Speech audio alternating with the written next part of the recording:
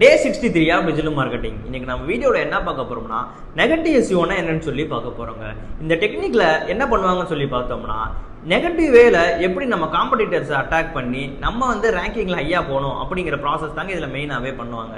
அதாவது காம்படிட்டர்ஸோட வெப்சைட்டோட லிங்க் எடுத்துட்டு நம்மளே லோகாலிட்டியா பேக் லிங்க்ஸ் கிரியேட் பண்றது, அப்புறம் அவங்க வெப்சைட்ல உள்ள ப்ராடக்ட்டோ சர்வீஸோ நம்ம ஃபேக்கா போயிட்டு நம்ம ரிவ்யூஸ் கொடுக்கறது, அது மட்டும் இல்லாம அவங்க ரன் பண்ற கேம்பெயின்ஸ்ல போயிட்டு நம்ம ஆட்டோமேட்டிக்கா நம்மளே போய் கிளிக்ஸ் அதிகமாக கொடுத்துட்டு அவங்களோட பட்ஜெட்டிங் காஸ்ட்டை நம்ம வேஸ்ட் ஆக வைக்கிறது, இந்த மாதிரி நெகட்டிவ் டெக்னிக்ஸ்லாம் இதில் யூஸ் பண்ணி பண்ணுவாங்க.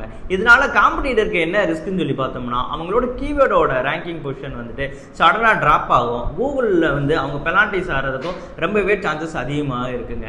இதுலேருந்து எப்படி நம்ம ரிலீவ் ஆகுது அப்படின்னு சொல்லி நீங்கள் நினச்சிங்கன்னா இதுக்கு ஒரு ப்ராசஸிங் இருக்குங்க. அதாவது கூகுள் அலர்ட் செட் பண்ணி எங்கெல்லாம் நம்ம பிராண்டோட வெப்சைட் யூஸ் பண்ணியிருக்காங்க, நம்ம பிராண்ட் நேம் மென்ஷன் பண்ணியிருக்காங்கிறத நம்ம மானிட்டர் பண்ணலாங்க. அது மட்டும் இல்லாமல் கூகுள் சர்ச் கன்சோல்ல ரெகுலராக நம்ம பேக் லிங்க்ஸ் எங்கெங்கெல்லாம் பிளேஸ் ஆயிருக்கு அப்படிங்கிறத நம்ம மானிட்டர் பண்ணிட்டு அது மூலியமாகவும் நம்ம இதை தடுக்க முடியுங்க.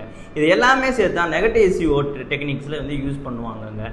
இந்த மாதிரியான யூஸ்ஃபுல்லான டிஜிட்டல் மார்க்கெட்டிங் வீடியோஸ் நீங்க ரெகுலரா பார்க்கணும்னா வினிவேக்ஸ் புலாட்டக்க ஃபாலோ பண்ணுங்க.